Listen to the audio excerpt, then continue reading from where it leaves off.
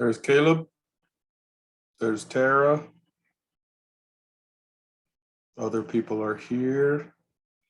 So, okay, those of you that are already on, you're going to need, let's get out one potato. You're going to want to have a little dish of water off to the side, and you're going to want to have some kind of waste container, your waste bowl, where you're going to put some potato trimmings. And standing by somewhere, you might as well go ahead and get your chicken ready. You need to have get your chicken out of the vacuum sealed bag. Put it on a sheet pan or put it in a casserole or baking dish or something like that. Just have it ready to go. Here's what we're gonna do on Zoom. We're gonna learn to tourne, and we're gonna practice just with one potato. You should have a few potatoes, but we're gonna practice a tourne 6, 7, 8 times. And then we're gonna fabricate chicken. And then after that, I'm gonna cut you loose on your own. You can use the chicken and prepare a meal. You've got recipes in this week's folder in Blackboard, and anyway, so on and so forth. I'll give you a few minutes, and yeah, just Evelyn, just have the chicken off to the side somewhere. You can even set it behind you. We'll get to the chicken in a little bit. We're gonna start with a potato. Just for kind of sanitation reasons, we're going to start with a potato, and we'll go to chicken after we do some potato. So 1 tater. Welcome. This is potato. Russet potato. Paring knife. Some of you may only have a paring knife, and that's okay. For all of this stuff we're doing this evening, all I use is a paring knife. When you take meat and seafood, you're going to learn other ways, other methods to fabricate chicken.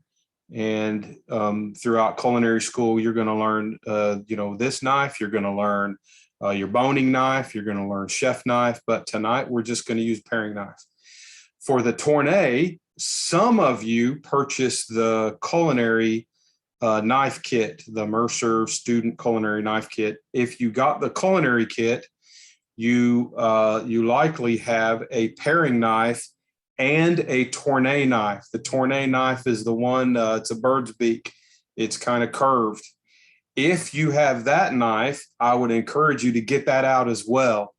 Then you can practice with both.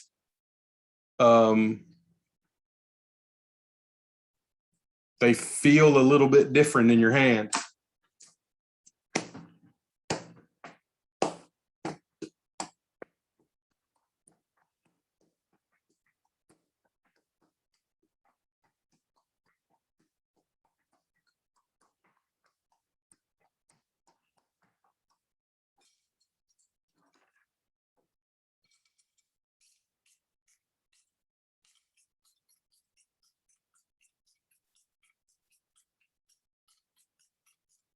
Yes, Caleb, that's tourne knife.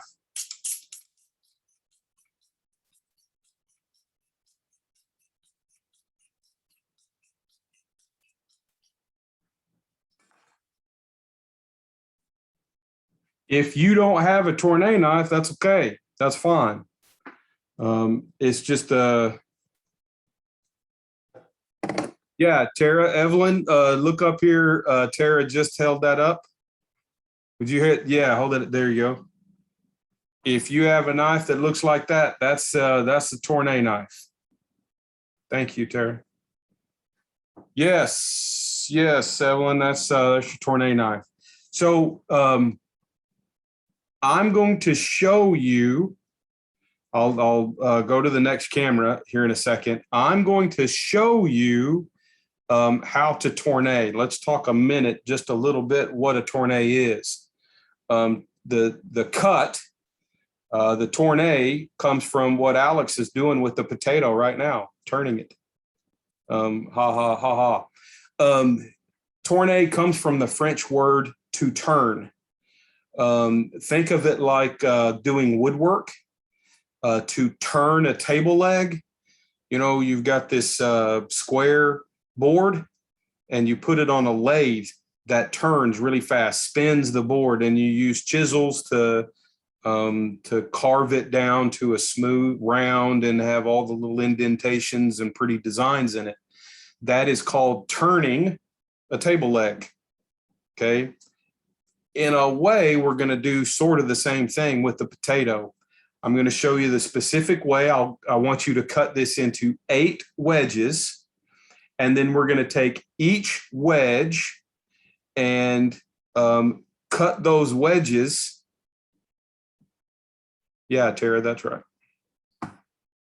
We're going to cut each wedge into, so here, the goal is a 7-sided football with 7 equal sides. What we're after this evening is if you can get the general shape. Okay. There's a reason why I held off on this cut and made this cut the last one we do. It's not used very, very often. Any of you that get into competition, that join the student competition team, or sometime later in your career you want to compete, you're going to do this cut. You work for a really schwanky hoity-toity place, you're going to do this cut from time to time. We also need to have developed a little bit of muscle and a little bit of dexterity. It's like you've learned how to hold the pencil and you've learned how to draw your letters. Now we can learn how to write your name. Okay. I'm going to show you right here, and I'll show maybe a little close up. The way you're going to hold the knife to execute this tournay is pretty important. Okay. So right inside the top of the palm of my hand, right over the pads.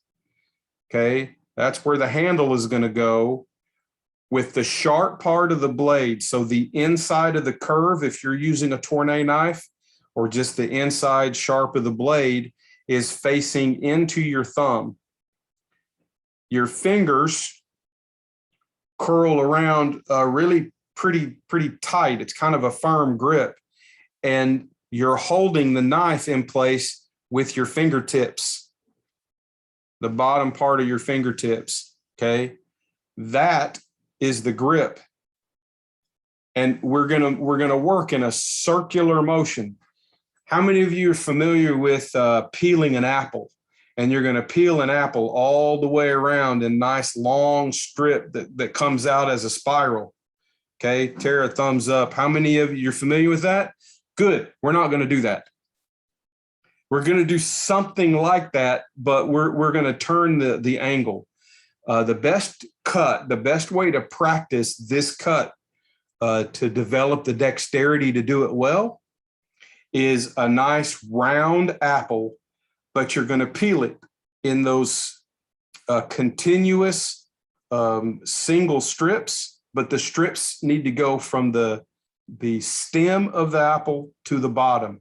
And you want to practice that motion over and over. Peel an apple.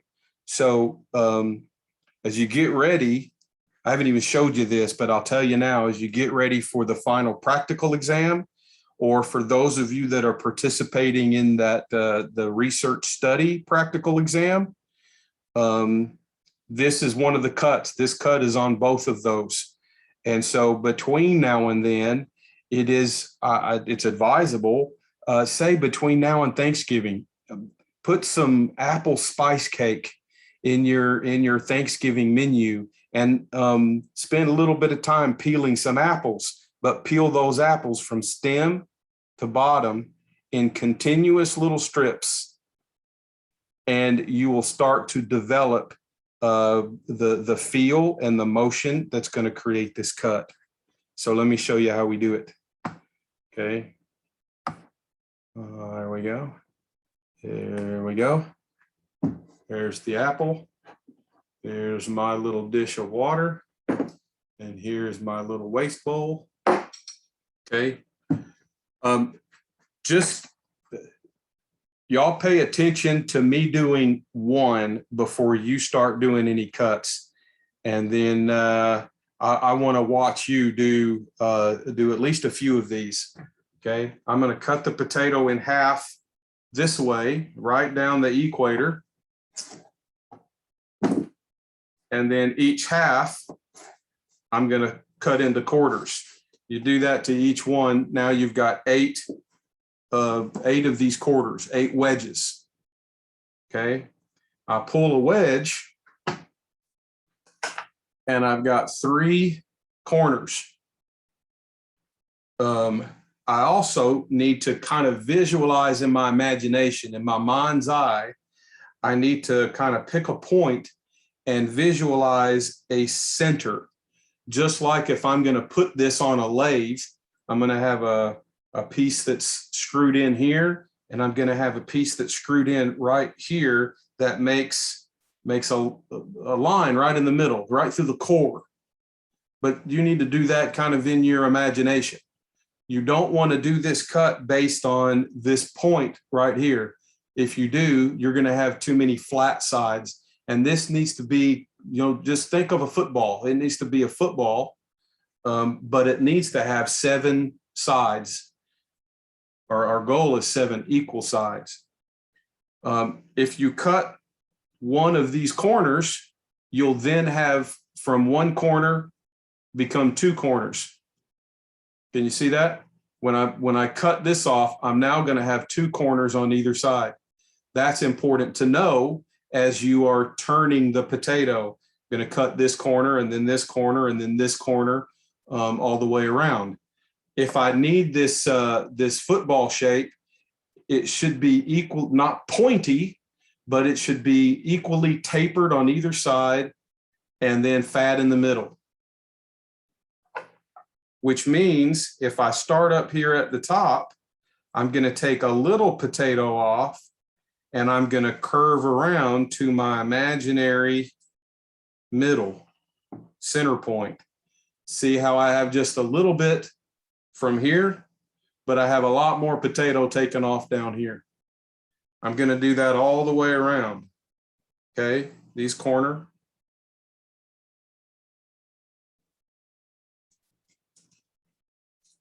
This corner.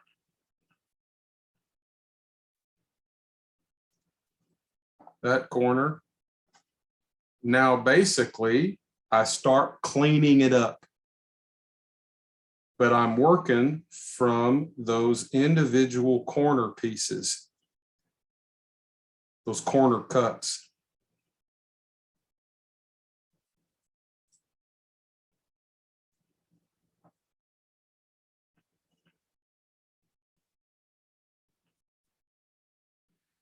It's hard to do with a camera stuck right in the middle of your face.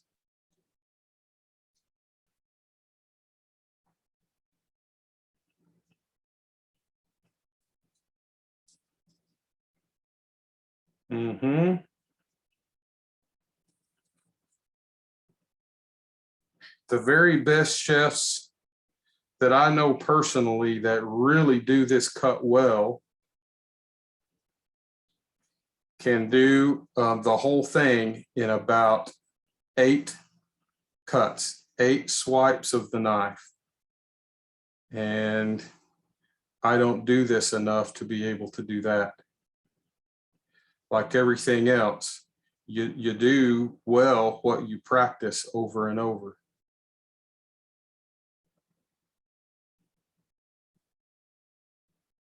And this is a cut I only do on week 12 of Food 1, which means I do this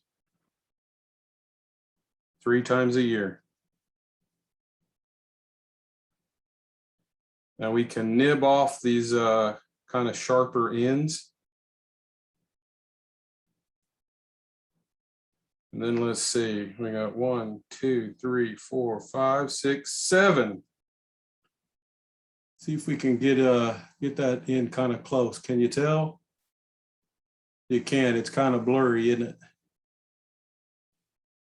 The camera is focusing in on my fingers. How about that? Can you tell that? Maybe a little bit.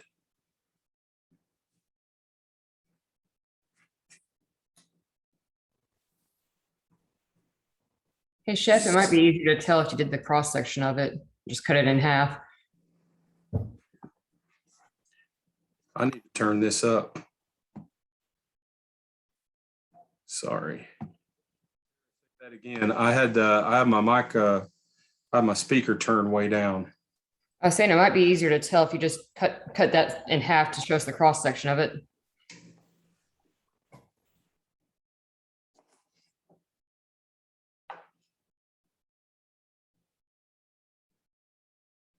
I don't know. Can you tell? It's not equal sides at all.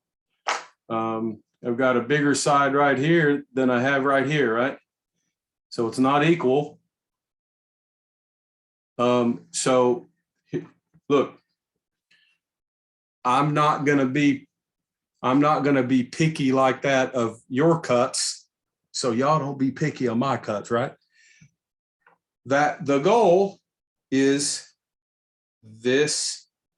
Hold those together. This football shape, 7 sides.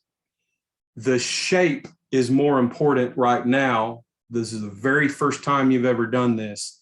The shape is more important than 7-sided, 7 equal sides. I'm going to put this down in the water. So let me show you something we want to avoid. I see this a lot. Okay. You see what I'm doing now?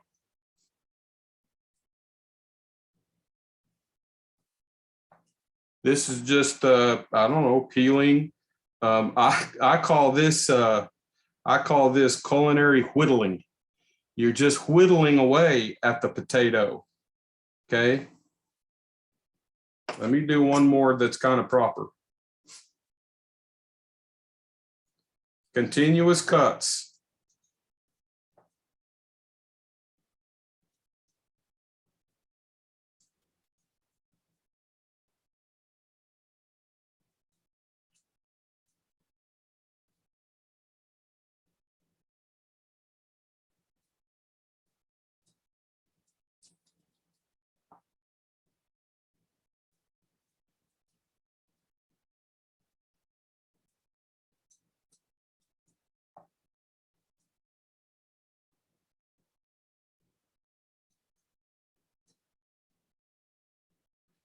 There we go. That's looking a little better than the first one.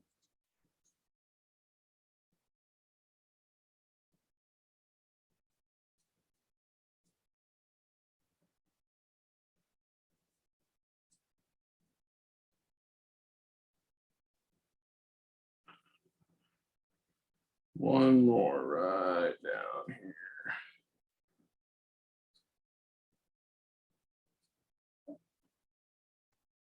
One, two, three, four, 5, 6, 7. Except that one's really big. Oh well. All right, what do you think?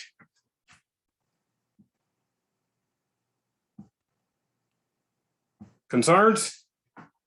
Ready to give it a try? Cherokee hates it already. Hadn't even started nothing yet. Hadn't even started. Okay. At least do 3 or 4 before you really, really hate it. Okay, y'all are do just fine.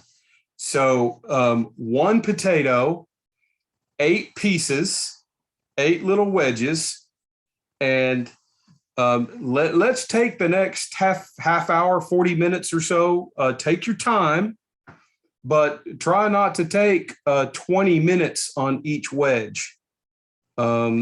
Let's see if we can get, say in the next 40 minutes or so, let's see if we can get 8. Let's say if we can get 4 or 5 decent tournées out of 8 attempts. And if you just get one, okay. And if you get none, okay, don't give up. We'll just keep trying, okay? I'm going to mute my camera. I'm going to mute my microphone, but I'm going to leave my camera on and I'm going to float around the whole room here. So cut your potatoes, get your wedges, and yeah, put your cameras down on your cutting boards as best as you can, and let's see how you do.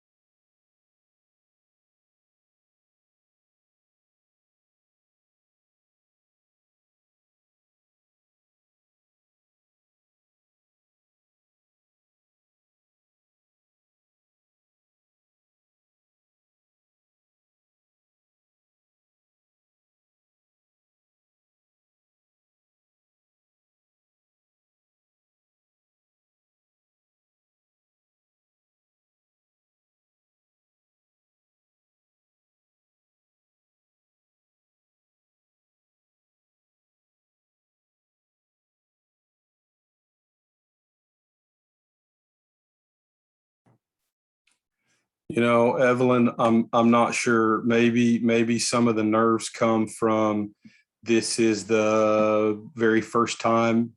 This is the very first time you're doing this cut. Maybe that's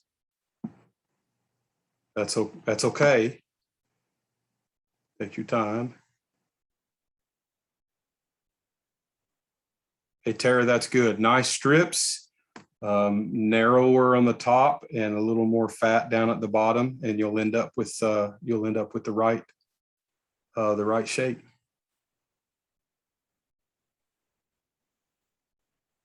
Tara, it almost looks like you may have practiced this once or twice.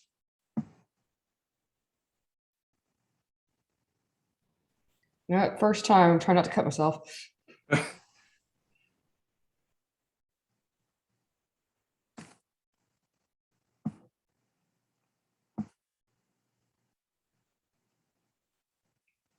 Okay, Evelyn. Look, let me spotlight maybe this for everybody. Let me come back to me just for a second, and let me go back to here. Look, y'all look at this. All right. If you do this, see where my thumb is as I'm holding the knife. If you do this, and this is the way you cut, you are going to cut right into your wrist or right into the base of your hand. You have got to use your thumb to support. So this grip, it's very important that just your 4 fingers, that's your grip. Your thumb at the base of the potato, there's your support. And you won't go past your thumb. And as long as you don't, you can do this all day long, but as long as you don't graze your thumb against the blade or move your blade against your thumb, you won't cut yourself.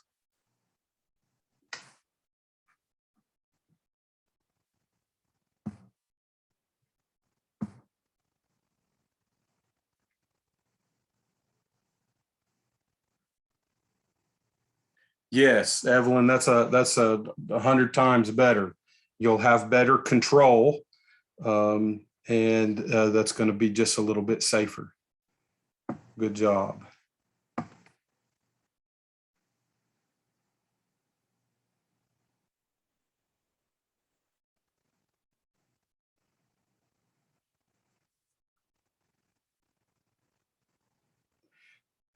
Terry, I can't see the cut. I can see the pieces that are coming down. And I know that this is, oh, there you go. I know that this is going to be hard to do with still recovering from wrist surgery.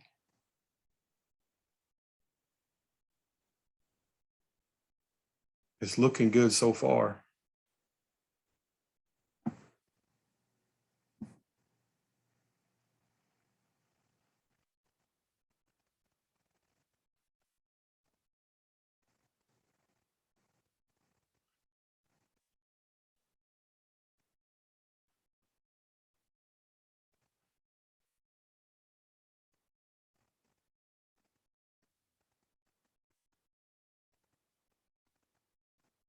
Alex, looks like you're getting there.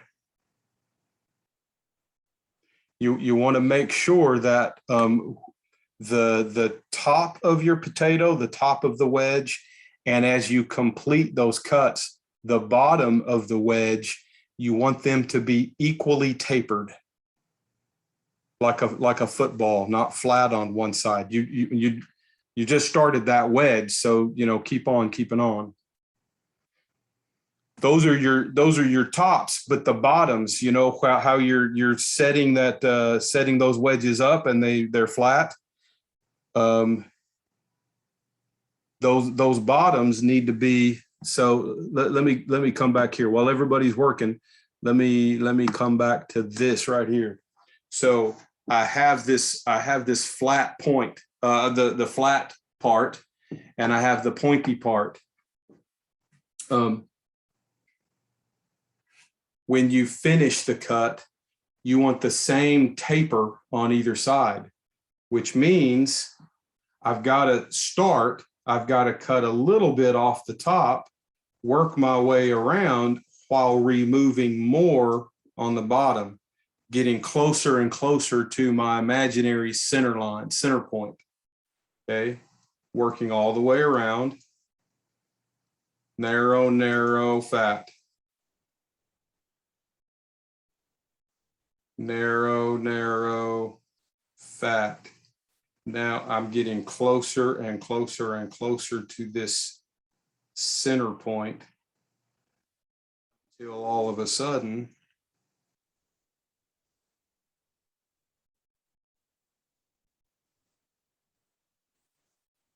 I'm not just trying to peel the potato. That's not what this is about. I'm not just peeling the potato. I'm getting these equal sides. That's what this is about. This is a cut that we do with, and you do this to sweet potato. You can do this to zucchini and squash and carrots and parsnips and all kinds of things we can tourne. And so it's not just about peeling. So see here, Alex and everybody, see how I've got pointy? That was the top. And I have pointy. This was the bottom, the flat bottom. I've worked my way around, constantly working from the point on the top or near the point on the top, taking more and more away from the fat, flat part on the bottom until I finally get to my imaginary center line.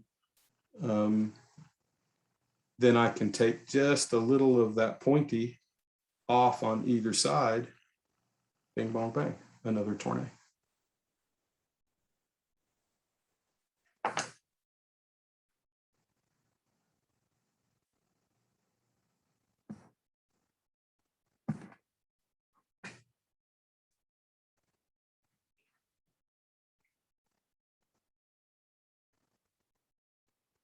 Good, Alex. Keep working around. And yes, 1,000 times better. Maybe not quite so much potato off on each cut, but yes, where you have less on the top and a lot more taken off the bottom, that is exactly right. More and more will come off the bottom as you keep working your way around. Much, much better.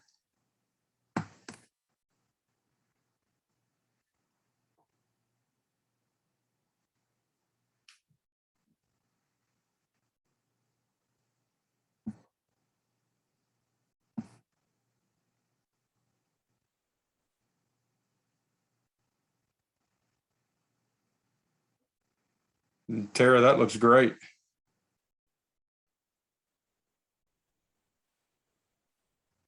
If you don't quite exactly get 7 sides, that's okay. It's first time we're doing this. Now, for those of you that have both knives, I'd ask you to do, maybe 1 or 2 tournays with your do 1 or 2 tournays with your tournay knife. Do 1 or 2 tournays with your paring knife, and see for yourself if one works better for you, if you like one knife over another knife, if one feels better in your hand. This is a great time, a great exercise to do a little experiential, little experiment, a little test. I use the paring knife because that's what feels best in my hand, but I don't want that to influence you, as in you, just because chef's using a paring knife, you have to use a paring knife. The tournay knife is the correct tool. A paring knife is a correct tool also. You use what you like best. Guidance, I see the 1 on the cutting board you have, and that looks pretty good. It looks pretty good from here. So this was weird. Like, thanks, yeah.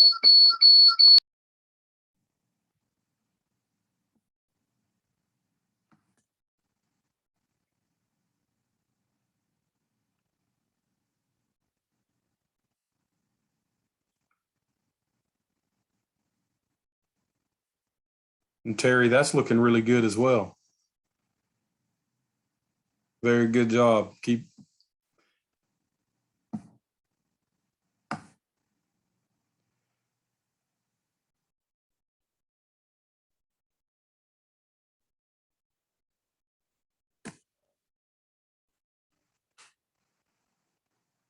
Alex, the 2 that you have on the upper corner of your cutting board look a whole lot better than the 3 previous ones that you did that still have the flat bottoms.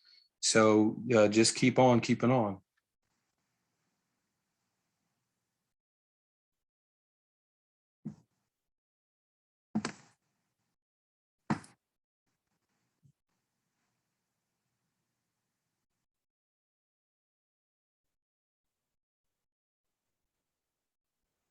Evelyn, that's looking really good as well.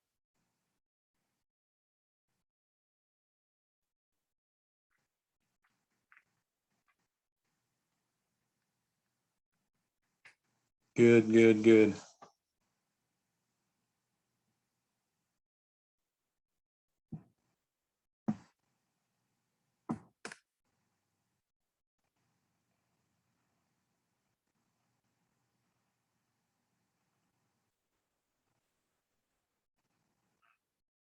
I've seen a lot this week of people doing this, and it coming out more like kind of barrels instead of footballs.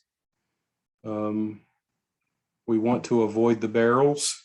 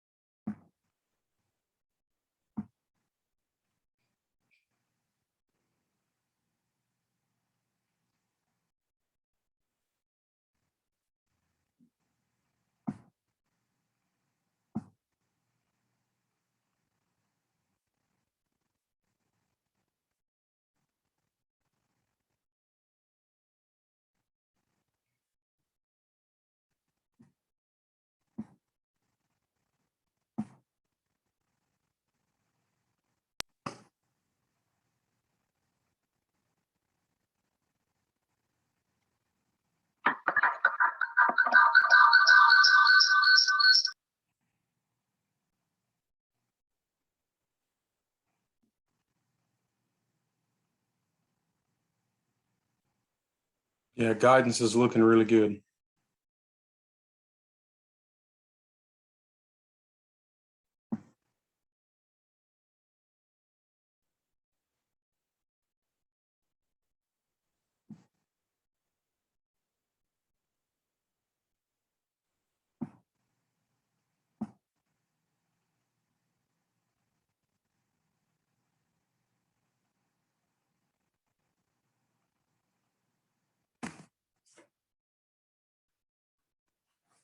All right, Caleb, you're looking really good now. So no, go back, move your camera back down to there you go. The one that's on your opposite what you just picked up, the one on your, what is that, your right? Yeah, that one right there. Okay. Take a close look at that. You still, and it could be that you just cut a little too much off the one end. You've got you have a little more of a taper on one side, and you've got more flat on the other side. The goal, you're doing really good. I want to help you do really great, and that really great is trying to achieve a straight imaginary line from going in one end and out the other, and each of those ends being the same size and equal taper. Does that make sense?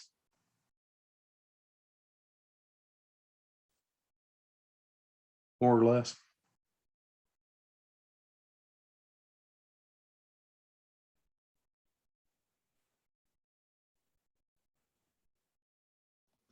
Sorry, Chef, my connection keeps dropping.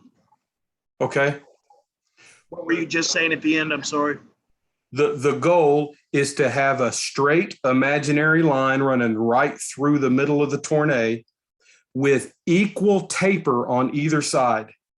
The same taper, the same size. Here, y'all, for the good of everybody, let me show you just, I'll bounce back over here. Let me show you another one. Might be easier to show and explain at the same time.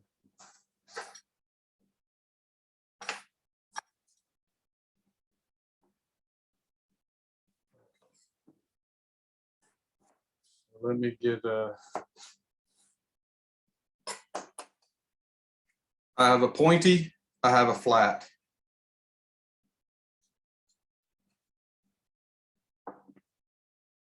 In just a second, my way around.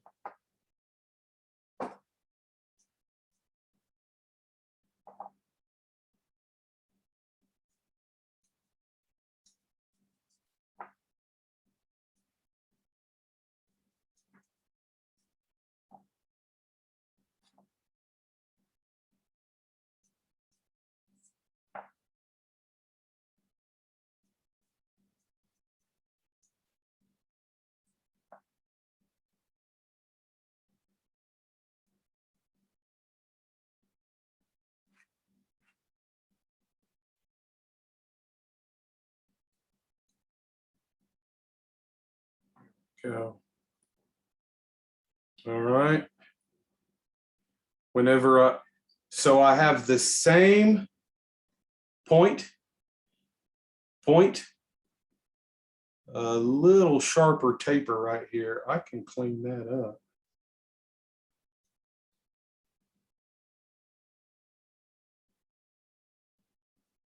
So if I take a little nib off, I want to make sure that I take the same nib off the opposite end. So I don't have one end flatter or fatter than the other. That's the goal.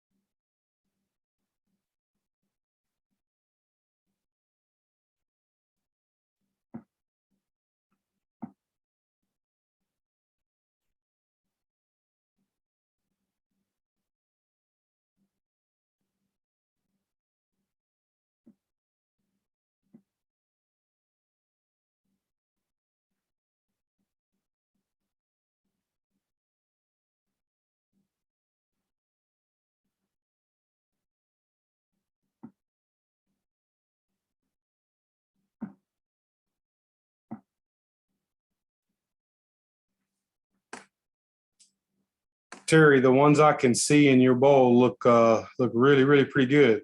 They're gonna saute and roast really well, and they're gonna taste delicious. Delicious.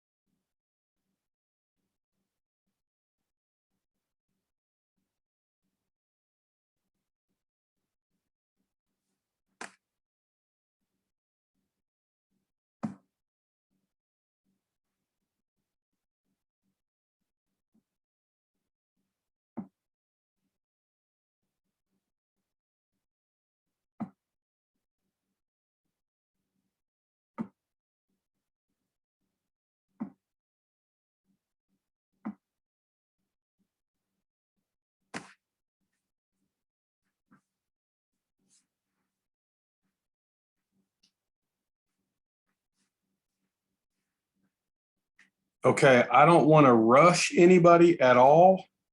I know you've got a couple other potatoes, or you should have at least one more, maybe two or three potatoes total. Whatever you're working on right now, the wedge that you're working on right now, finish that one. Put the other wedges in your water to come back to and do later. Give your station a nice little wipe, and we're going to get ready to break down some chicken. So move your taters off to the side. Finish doing the one that you you're working on, and we're going to move on to the next thing. You can come back to this. You'll want to come back to this to finish off today's lab, if you do it this evening or tomorrow or the weekend. Excuse me, Chef. Yes, sir. Go ahead. How is this one looking? The end that you're showing, I can't see exactly. See, it's too flat on this side. It is the other end. It looks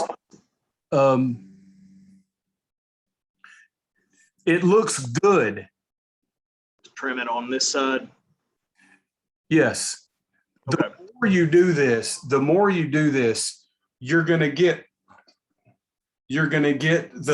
it's easy to do the first part of the curve, when you're working on the top. The difficulty is moving the knife around and then getting the bottom part of the curve. And I think everybody could benefit from this, not just you, Caleb. If you will grab, over the weekend, really something to think about for Thanksgiving dinner. Grab a half a dozen apples, a good round apple, like a Honeycrisp is pretty round. Arkansas black apple, if you can find them, are really, really nice around and peel that apple from the stem to the base, all in continuous strips. 1 or 2 apples going all the way around, you'll get a better feel. Do 2 apples and then go back to tornado potato, and you'll see a world of difference from today to that, just with that kind of practice, a couple of apples. It's a huge difference, promise. Thank you, Chef. Yeah.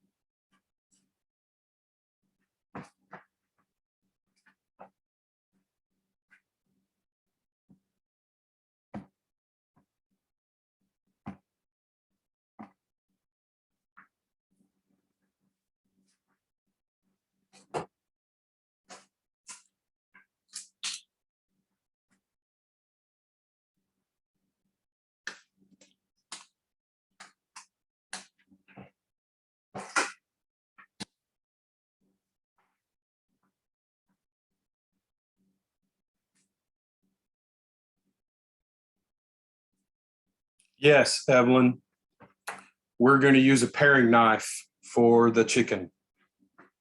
You don't need your chef knife. You don't need your boning knife. If you want to go ahead and cook this evening and you're going to cook part of your chicken for dinner, if you're going to, pan saute, pan sear the chicken breast and make a pan sauce, saute and roast the tornado potatoes, saute some veggies that you picked up today or whenever you picked up your groceries, then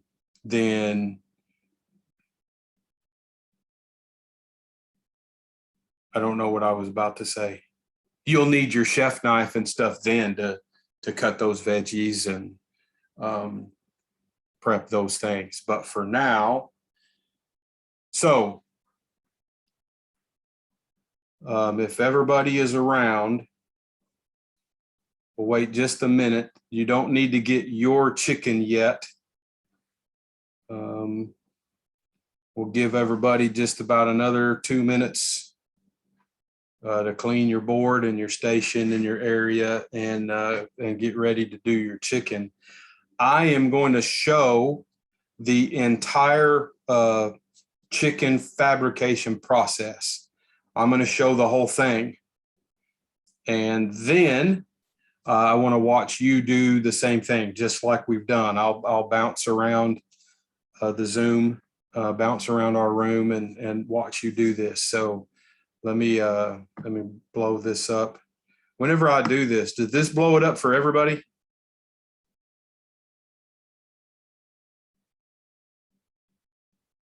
I think, okay, I got a thumbs up from Caleb, so good.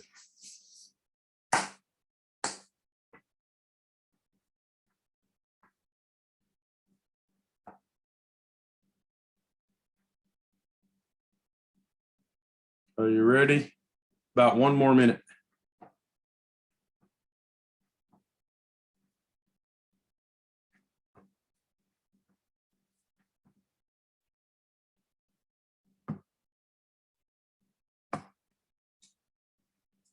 So here's the first thing I want you to know. We'll come back to the chicken in just a second. The main thing we're going to pay attention to are the joints. And each of these joints are a ball and socket. So we're going to start with leg and thigh quarters, for example. The top of the femur is a ball. And that ball goes into the pelvis. On the pelvis side, there's a socket. And the ball fits inside that socket. And I hope this isn't too gross for some of you. A couple of you are going to really like it. And 1 or 2 of you might get a little grossed out and get the willies and want to throw up in your mouth. Sorry about that. This is just something that we do. There's cartilage to kind of act as a shock absorber. And, the leg, for example, moves up and down or side to side within that socket. The ball moves. And so you've heard of hyperextending a joint. We want to intentionally hyperextend the joint to the point of popping the ball out of the socket. Then, even with just a little paring knife, all we have is some tendon, little connective tissue, and the muscle, skin, and fat to cut. That's it. You will not be cutting bone. So this doesn't do any damage to your knife at all. When you feel the resistance of bone, stop. You relocate your knife just a little bit. Okay. I'm going to take this off of the sheet pan onto the cutting board. I'm going to use the sheet pan for my parts and pieces as I cut these off. Now, one other thing I want to stress. Now more than ever in this class is even working at home, your sanitation, safety and sanitation is paramount, because as you touch the chicken, like any raw protein, there's some nasty cooties. And if you ingest these cooties, you're going to be getting a wake-up call. Here it is Thursday evening, probably Saturday morning or Saturday night. Between Saturday and Sunday morning, you're going to get a wake-up call that you're not going to like too much. And so once you think like a surgeon, once you touch the chicken, you are now contaminated and you can't touch anything else. And you walk around with your hands up in the air until you wash and sanitize. You may go back and forth, wash and sanitize. So now I can't touch anything else with my left hand. Now I can't touch anything else with my right hand. Okay. You're going to lay the chicken on its back. You may feel a bone broken or two, and whatever, that's okay. We're going to start right here with this flappy skin next to the legs. When I cut the skin open, just the skin, I don't need to cut any of the meat yet. I just cut the skin. Then I can turn it over. I'm going to feel the thigh bones and follow the thigh bone all the way up to either side of the spine. Actually, it's pelvis. And hyperextend. Oh, you didn't hear that, did you? Hyperextend both joints until I feel or hear the joint pop out of place. And so if you can see this, there's the ball of the femur. And right there is the socket of the pelvis. This is perfectly all out of place. I'm going to take my knife, cut the skin, and it's almost like shaving it away from the back. I want to keep as much meat as possible attached to the part I'm cutting off. I don't want to keep the meat on the carcass. A little bit's going to stay, and that's okay.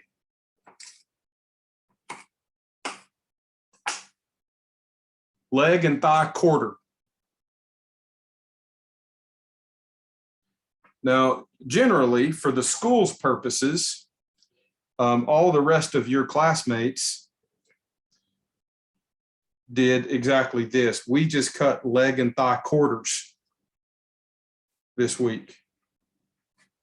If you want to remove the leg from the thigh, you can do that before you cut the quarter, or you can do that after.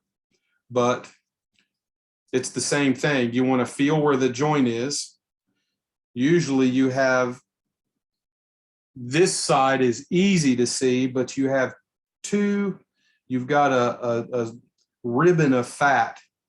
Usually the thigh side of that fat is the top of the leg, and you would cut there. cut all the way around.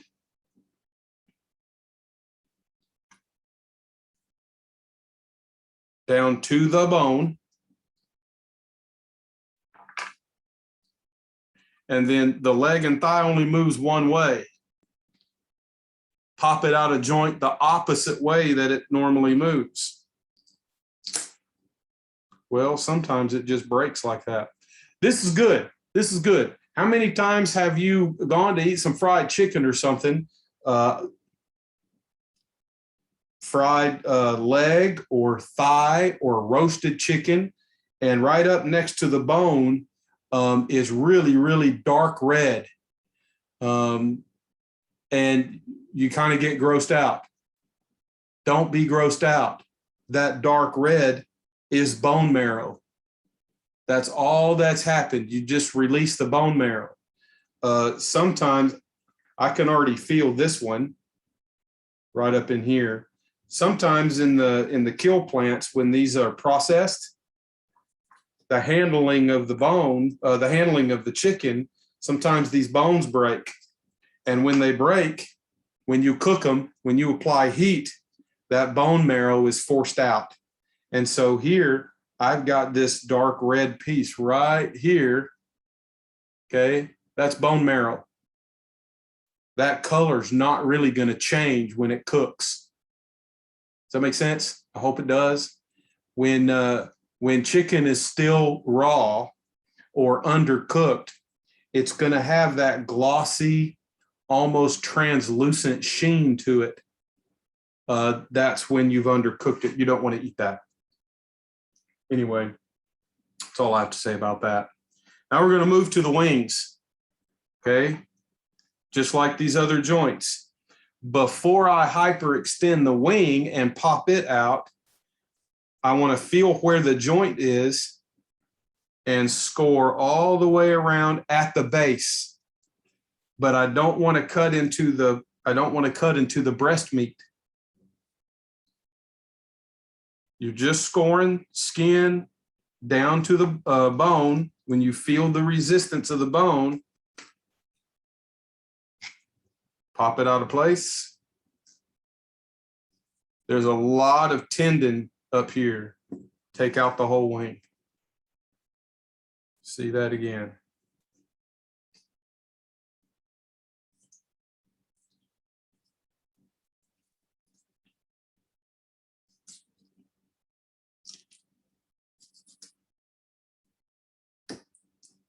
Okay, now we're going to work on the wing, on the breasts.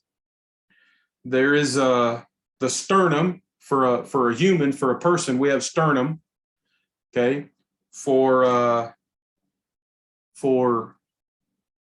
fowl, for birds, they have a keel bone, and the keel bone runs straight up and down, and it's thick and a hard bone. Down here near the tip, okay, that bone just turns into cartilage. We want to be mindful of that cartilage. The keel bone is straight up and down, and at the base of it, it flares out. And from that flare is the rib cage. Okay, we want to pay attention to that. We're going to cut right through the skin, right over that keel bone.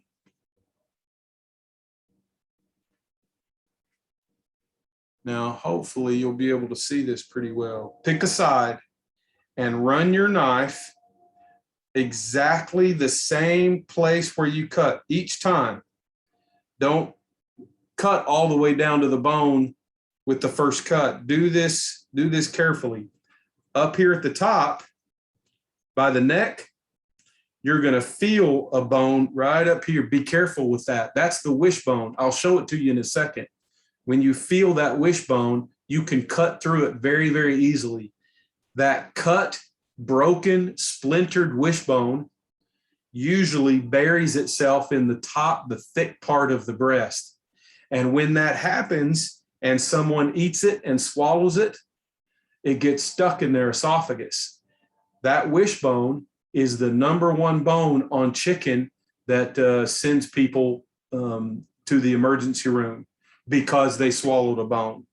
So be mindful of that. When anytime you feel any resistance kind of stop there. Be careful down here at this tip, because hopefully you can see, let me try to open this up a little bit more. Can you see this white all right here? This white is cartilage, and that cartilage will stay with the breast. You can cut through that. See how easy that cuts open? You can cut right through it, super, super easy. You've probably eaten some. You have some grilled chicken breast from a restaurant, for example, or a chicken breast sandwich, and you got something a little chewier than just gristle. Almost for certain you got a piece of that cartilage. Follow the ribs, follow this all the way down until all of a sudden you start breaking free. The breast breaks free from the carcass.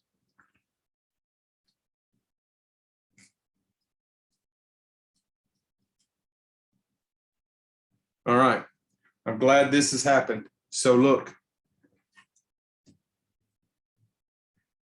if you can see where this index finger is, you see that little, almost looks like a worm sticking out. Can y'all see that? Right on my fingertip right here. That's part of the wishbone. So the wishbone broke off. Okay. See where my finger is right here? You can see the little bit of bone marrow right there. That's the rest of the wishbone. You should be able to just pull it away or hold it away and pull the rest of the breast meat off of that, and then continue to cut around.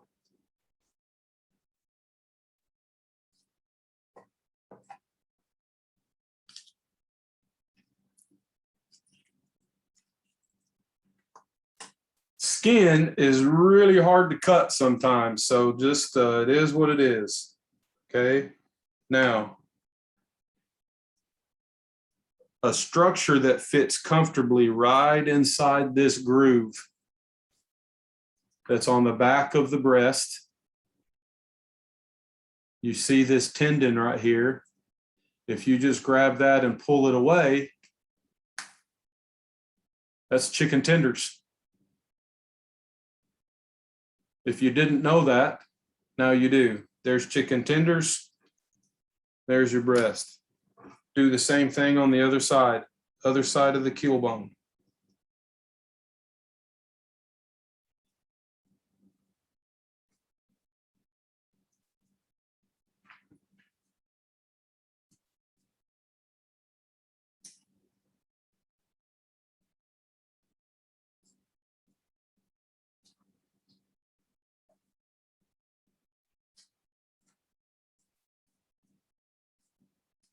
Now, this is not a speed class. This is not a showing off class, and so be safe. Here, look at this one.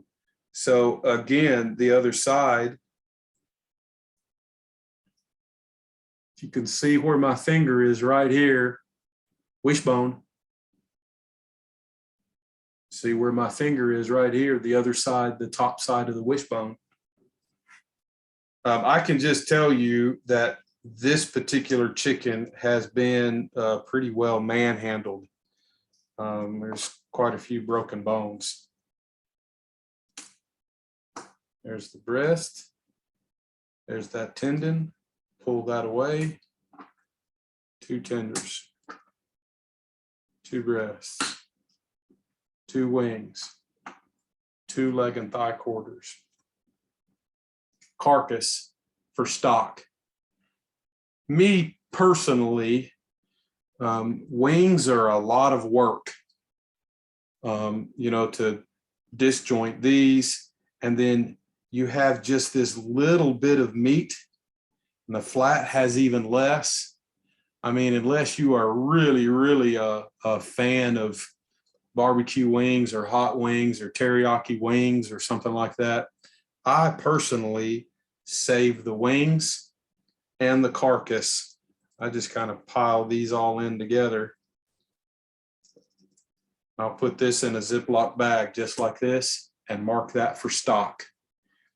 2 wings and 1 carcass, 1 carrot, 1 rib of celery, about half of a medium onion, some black peppercorns, a little bit of thyme, some bay leaf, and about 3.5 quarts of water. Let all that simmer for 4 to 6 hours. Put it on medium in a crock pot for all day. And if you have a crock pot that'll hold about a gallon, and you have about 3 quarts of really delicious stock that you control how it tastes, what all is in it. No salt. Save that stock unseasoned for other things. If once you season it, then you're kind of dedicated there. Okay. Okay, I'm going to wash my hands. Hold on.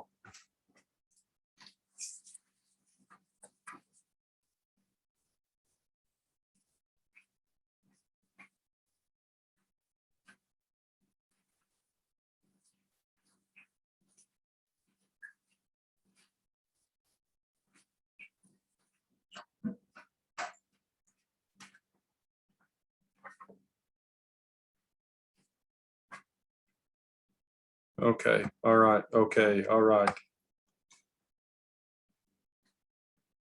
Here's your next task.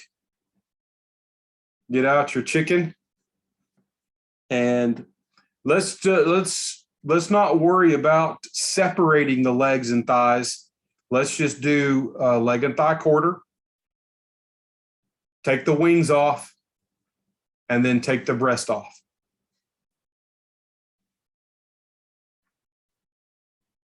On your mark, set, go.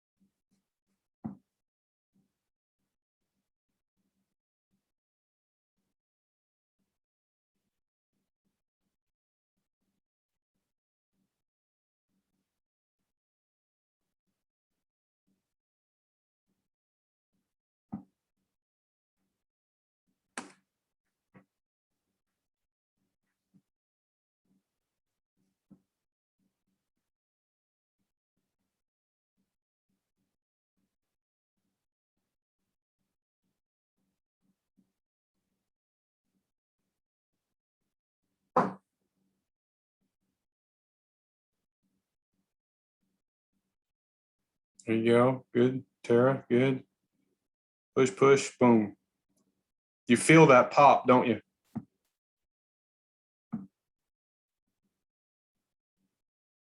Hey, good, Caleb. I can see that. I can see the top of that femur right there. Easy peasy.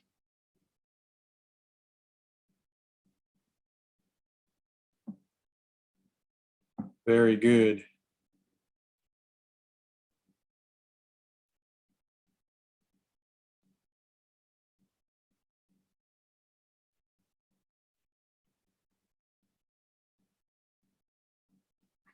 Good, Evelyn. Get it over there. Put your thumb right in that. Did you already pop those? Did that? Oh, good. There, I see that. Yep, I see the ball of that femur right there. That's perfect.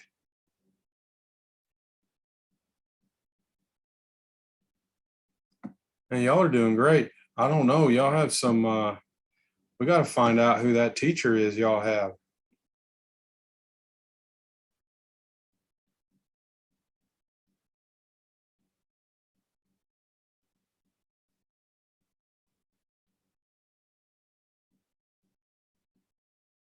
Okay, Terry. Now, just remember that once you've touched that chicken, now your hands are completely contaminated, right? So by touching the handle of the your hone. Now your hone is contaminated, right? I don't want to sound like I'm being picky, but with something like this in our world, we've got to be picky and kind of super,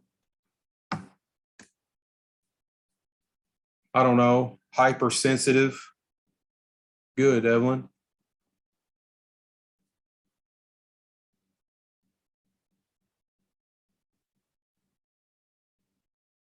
Evelyn, did you do Pro Start? Or did you do some of this in high school? Did you do Career Center? No? Okay.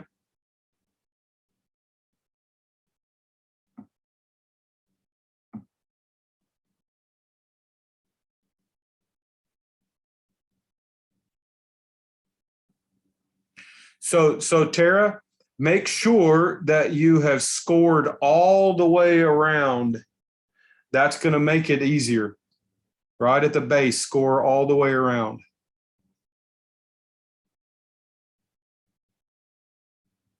The wing is the most complicated because it has more than just one degree of movement. That wing moves round and round and round, left and right, diagonal, front and back.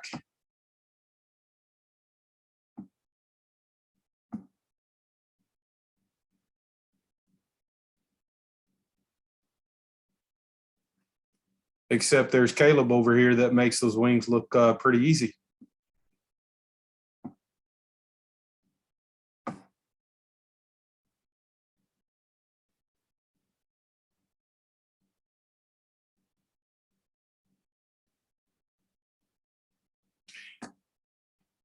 Yeah, Alex, they may not pop out of joint all the way. They may not pop out all the way like the thigh does. You just keep working your knife in there.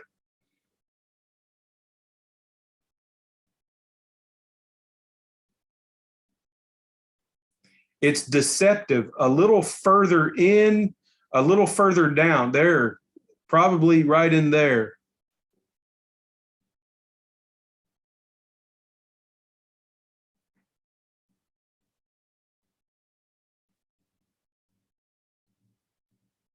The joint is almost inside the carcass.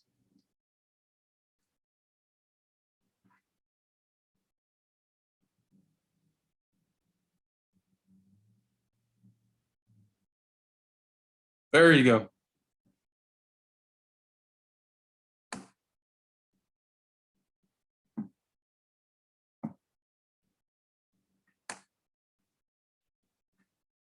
Yeah, Caleb, you feel that bone?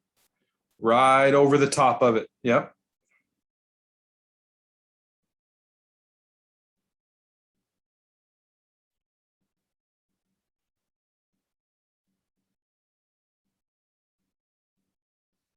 Yep.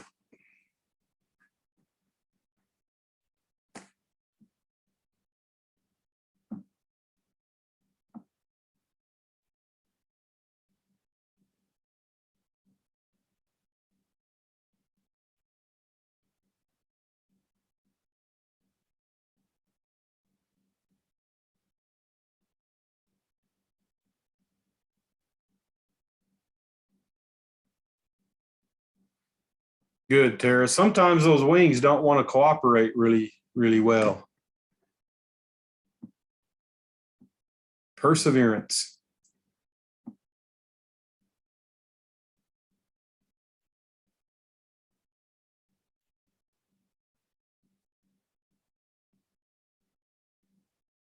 Yeah, Terry.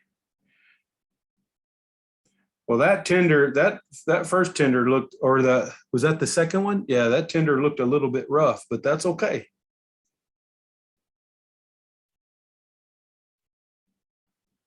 That breast is ready to eat. Well, ready to cook.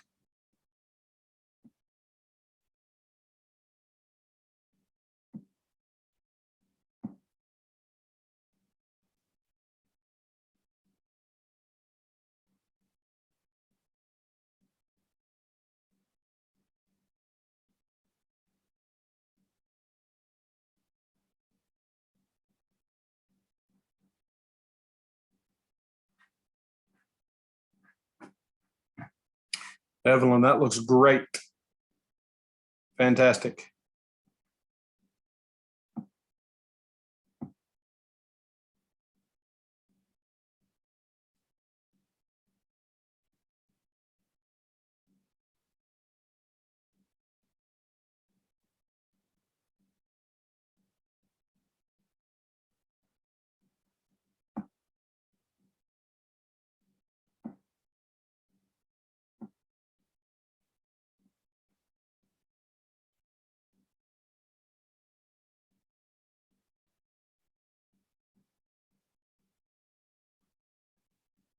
Yes, Caleb, that looks good. Run that knife right in exactly the same place every time. Be mindful that that cartilage down at the tip where your hand is right now, just be mindful that that's real, real easy to cut.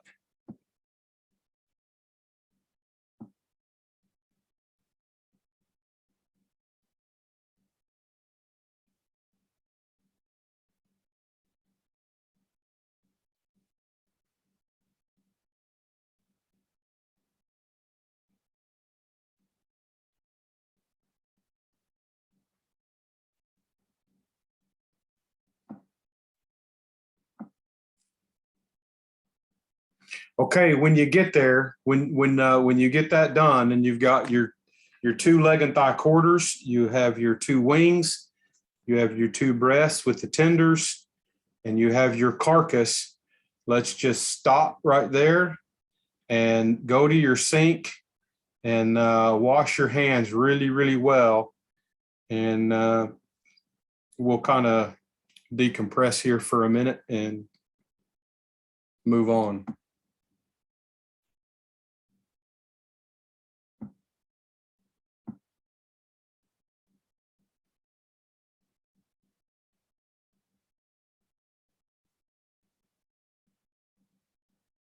Evelyn, that's great.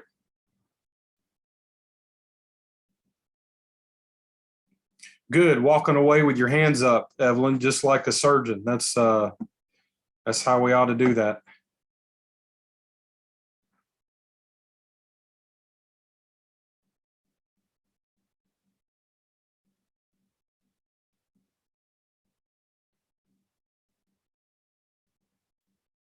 There you go, Tara.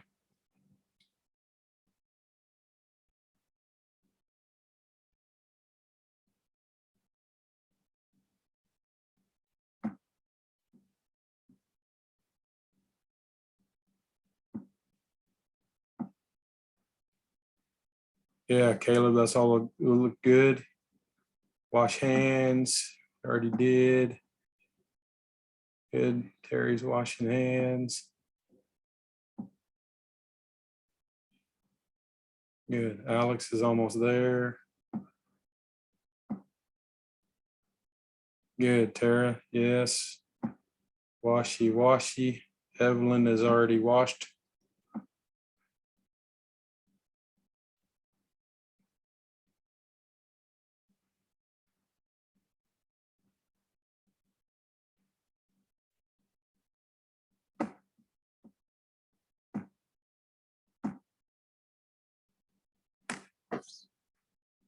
All right.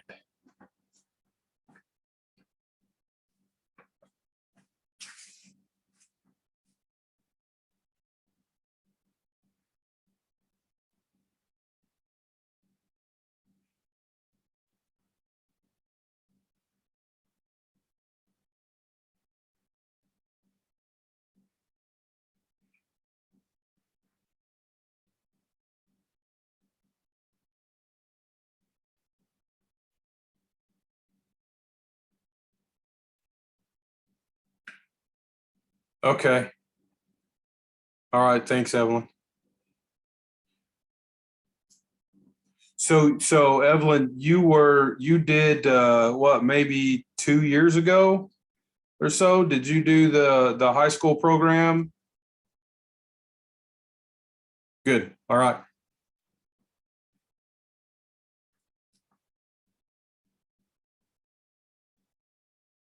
So you, Evelyn, you understood really well After handling the chicken, you got to go to the hand wash sink up here like this and don't touch anything else. Don't rub your eyeballs and don't touch tongs and don't touch pans, anything.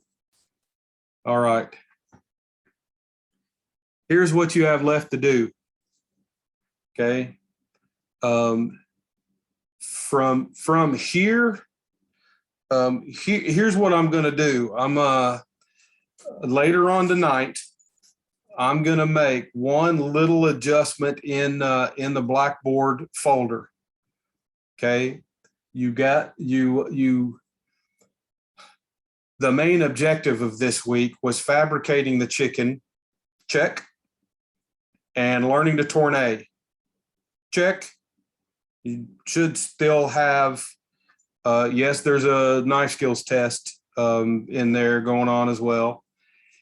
I'm going to give you up to 10 bonus points for cooking the chicken breast, making a pan sauce, roasting, and you don't necessarily have to roast the tornado potatoes.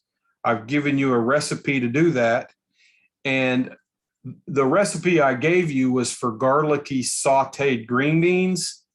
I did that more for the directions, following the directions of how to saute. But you should have picked up a zucchini, a squash, a red bell pepper, some stuff like that. If you put together a plate, one picture,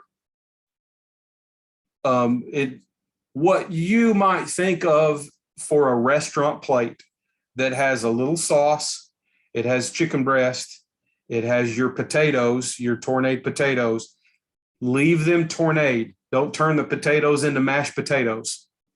And saute vegetables, whether you want to use those vegetables or you want to saute something else, that's fine. But put together a little plate, and that will complete really what I want this week to be. And that is an intro to food 2. So when you move on, what you will do in food 2 every single week is a protein, a sauce, a starch, and a vegetable. And we focus on different cooking methods. So if we focus this week on searing the chicken breast, roasting the potatoes, sauteing the vegetables, and then making a sauce, if you follow the directions for the sauce, you're essentially making a pan sauce with a little bit of reduction. We don't need to get into details about all of those cooking methods. That's something that we do in food 2. We talk about the physics of what's going on and blah, blah, blah. Welcome to the little intro to food 2. But I'll create an assignment. It'll look like an assignment. And I'll specify on there that this assignment is for bonus, is for extra credit. Okay. Before I cut you loose to take care of all of that and package up your chicken and get it in the refrigerator or freezer, whatever you want to do with all of these parts and pieces, this is our last Zoom. This is our last Zoom session. So while there's still a few weeks left of the semester, yeah, I know, Evelyn, but I'll be in, I mentioned this already, I'll be in Missouri next week. And so I'll be at East Central Community College doing an accreditation visit for them, for the American Culinary Federation next week. Then it's fall break, and then we come back to final practical exams and final written exams. I know that some of you already have. You should have received an email that included a link to the Google Doc where you could put your name down to participate in the research study. If you did, I will see you at the culinary school. It'd be best to show up maybe about 4:30 if you can. We'll start at 5-ish. And you've seen on that doc what the 7 cuts are that you'll do. If you're not able to participate in that research study exam, then you need to pick up your product Monday, Tuesday, or Wednesday, the week following fall break, to do your practical exam. And you'll do it at home.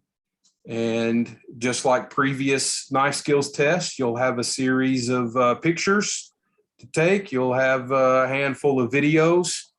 I want to see process and procedure. And next week is also doing your oral presentation. The directions in there, I think, are pretty clear. If you have specific questions or concerns or problems, I'll be still available via email and via text. Might be a little sporadic during the day, but let me know if you have a question. And the final written exam will open up the following Monday, December 6th. And it'll stay open until the end of day, like about 5 p.m. on the 14th, I believe. And so you'll do that. You'll do that at home in Blackboard. Open book, open notes, open. If you've taken the quizzes already, you've taken the exam. Hint, hint. That's all I have to say about that.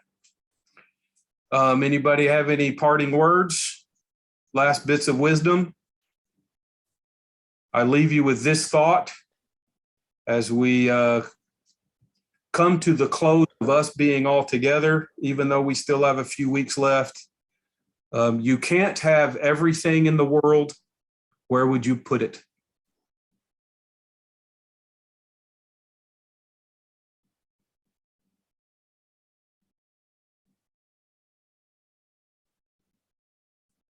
Kelsey, doing your oral presentation on the computer or on your phone depends on your connection and working with Zoom and PowerPoint. And some people have done this on their phones, on tablets.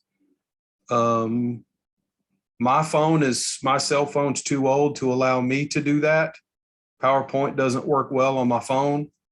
So I don't know. It maybe you could do it on your phone. Maybe you ought to use a computer. That's great. I like steak. Terry, it's been a pleasure for me as well.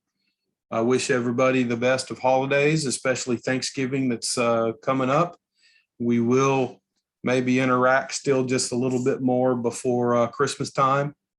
But again, let me know if any issues arise, and y'all get this chicken in the fridge or in the freezer right away. That's going to be really safe. Look, Guidance has already started cooking. Yeah, we need to shut up and go away. She's starting dinner already. Y'all have a blessed night.